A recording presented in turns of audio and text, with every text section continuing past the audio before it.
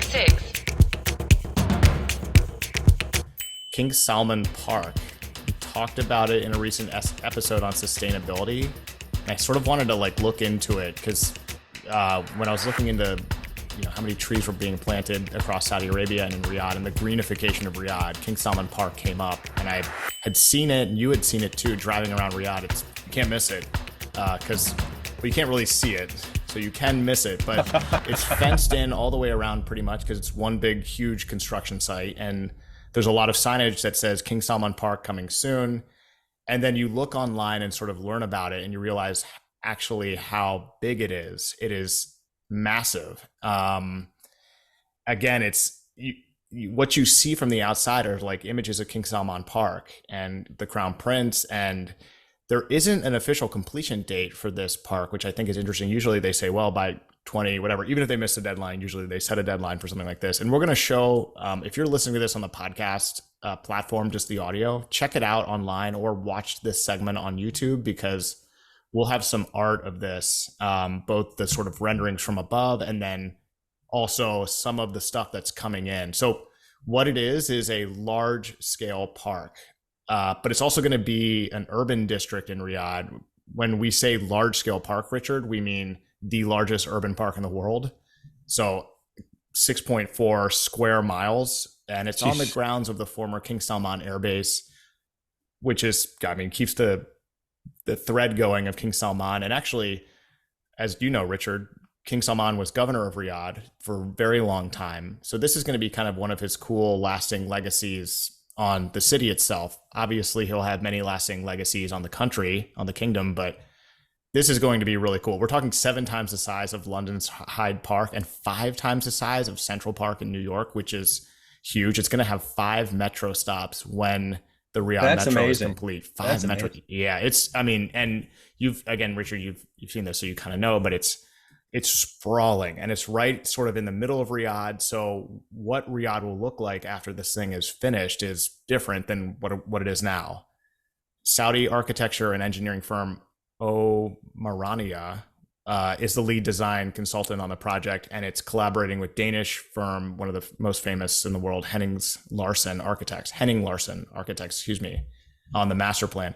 This was announced in 2019, along with a few other projects that were related to sustainability.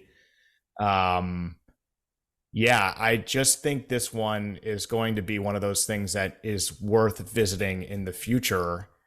In 2019, Riyadh Governor Prince Faisal bin Bandar said the planners have skillfully designed the park with small valleys and rocky formations which resembled the Nejd region, thus giving it a natural beauty and distinctiveness from other parks in the city. Construction started 2 years ago, Richard, with more than $1 billion in contracts awarded by the King Salman Park Foundation. What is also interesting, Richard, that just all these nuggets you kind of get into, and then you realize how much time you spent looking into this thing. As you know, with your rusty Arabic and my non-Arabic at all, but Riyadh translates to the gardens or the green space in Arabic, right, which goes back, which is really cool. So it's not just going to be a really cool park with, a traffic-free path, an urban loop, walking, cycling, all of that, a lot of green space. There's also going to be a lot of development in terms of a place to maybe live, and they're building a, quote, visitor pavilion and a royal art complex of museums and theaters.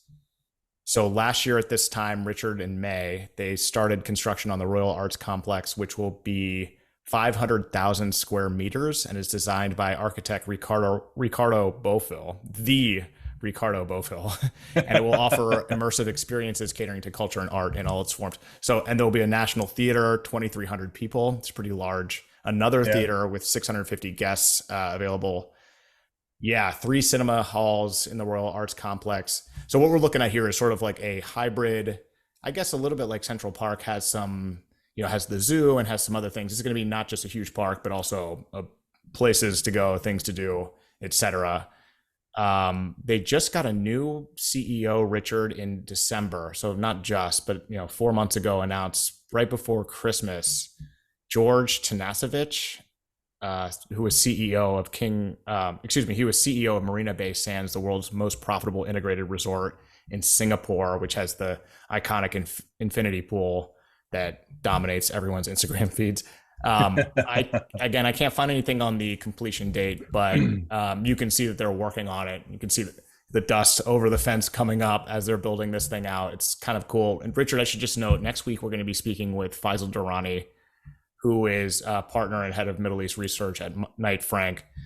We're going to have a really good combo with him. We spoke with him about 9 months ago, and their organization, Knight Frank, released a really cool new report on Saudi Arabia. We're going to talk to him a little bit about the importance of communities in Saudi Arabia having things like integrated green space and things to do and all of that. So, Richard, this is going to change the face of Riyadh, this park, and is therefore my one big thing this week. It's a good one. It's I remember the old airport, which and this is like a little north central, so it's up where a lot of things are going on, up right above King Abdullah Financial District and that sort of thing. And you're right, it's behind walls, and because a lot of things are behind walls, if you weren't paying attention, you might miss it. Mm-hmm.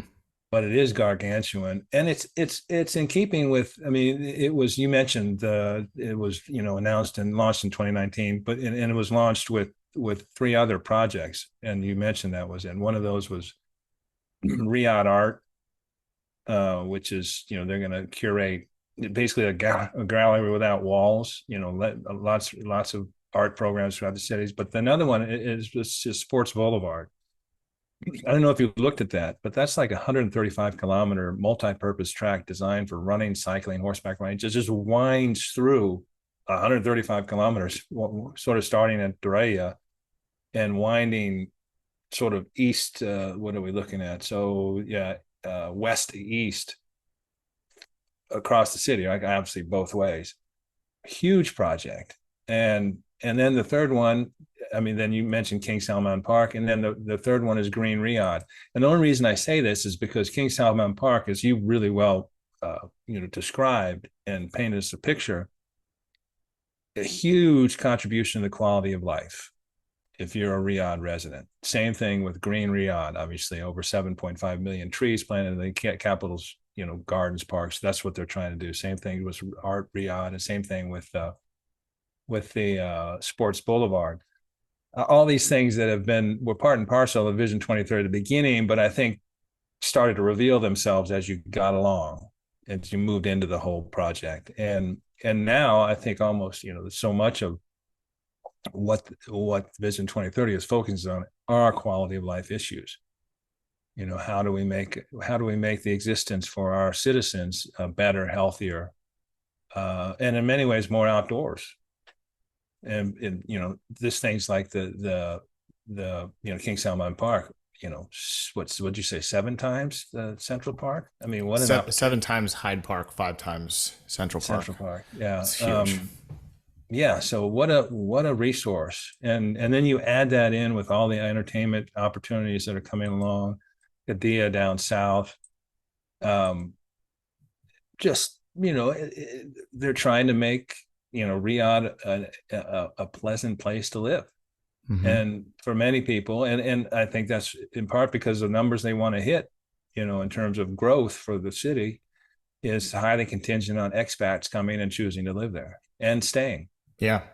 Not just quality of life for Saudis, but for expats who want to invest in Saudi, do business in Saudi.